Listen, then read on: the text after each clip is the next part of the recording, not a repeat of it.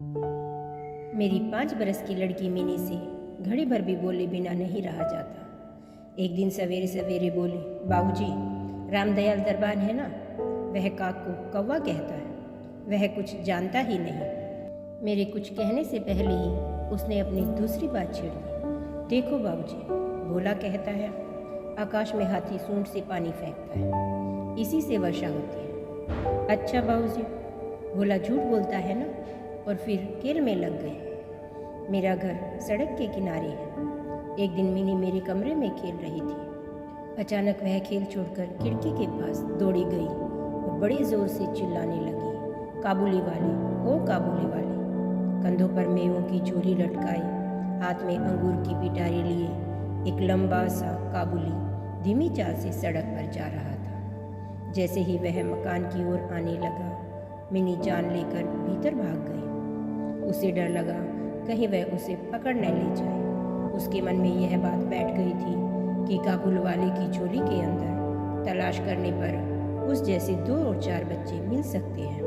काबुली ने मुस्कुराते हुए मुझे सलाम किया।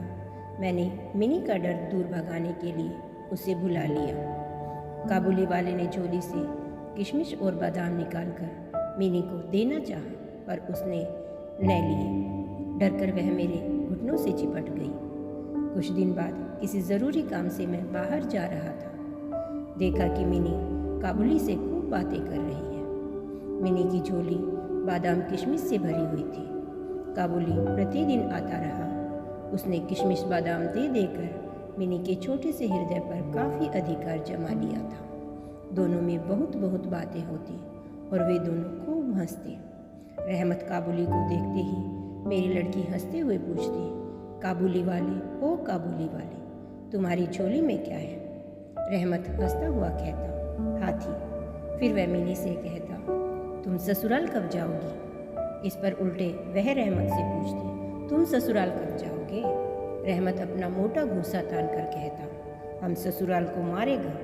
इस पर मिनी खूब हंसती। एक दिन सवेरे मैं अपने कमरे में बैठा कुछ काम कर रहा था। ठीक उसी समय सड़क पर बड़े जोर का शोर सुनाई दिया। देखा तो रहमत को 2 सिपाही बांधे लिए जा रहे हैं। रहमत के कुर्ते पर खून के दाग हैं और सिपाही के हाथ में खून से सना हुआ छुरा। हुआ यूं कि हमारे पड़ोस में रहने वाले एक आदमी ने रहमत से एक चादर खरीदी। उसके कुछ रुपए उस पर बाकी थे, जिसे देने से उसने इनकार कर दिया। बस इसी बात पर दोनों में बात बढ़ गई और काबुली ने उसे छुरा मार दिया। इतने में काबुली वाले कहती हुई मिनी घर से निकली। रहमत का चेहरा क्षण भर के लिए खिल उठा।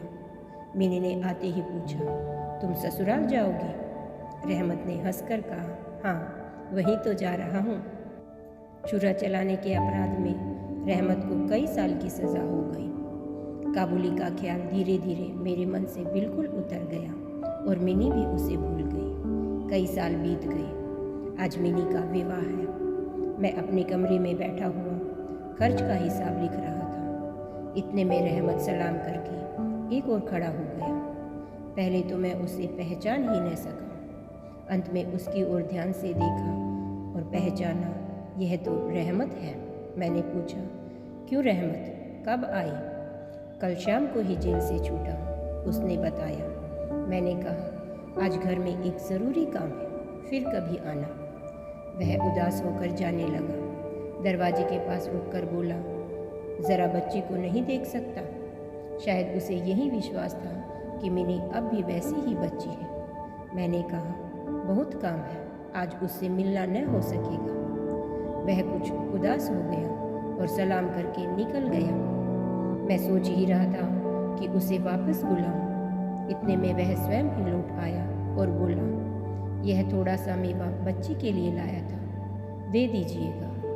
मैंने पैसे देने चाहे, पर उसने कहा, आपकी बहुत मेहरबानी है बाबू साहब, पैसे रहने दीजिए। फिर कुछ ठहर कर बोला, आपके जैसी मेरी भी एक बेटी है। मैं उसकी याद करके आपकी बच्ची के लिए थोड़ा सा मेवा ले आया करता हूँ। मैं यहाँ सौदा बेचने नहीं आता।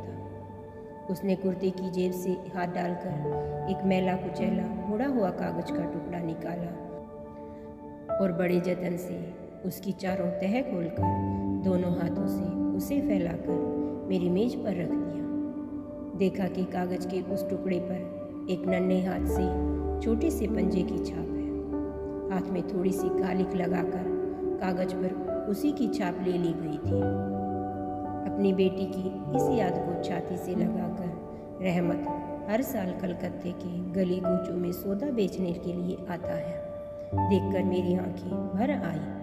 सब कुछ भूलकर मैंने उसी समय मीनी को बाहर बुलाया। विवाह की पोशाक और गहने पहने मीनी शर्म से सुकड़ी मेरे पास आकर खड़ी हो गई। उसे देख काबुली वाला पहले तो सकपका गया, उससे पहले जैसी बातचीत न करते बना। बाद में वह हंसते हुए बोला, लल्ली सास के घर जा रही है क्या?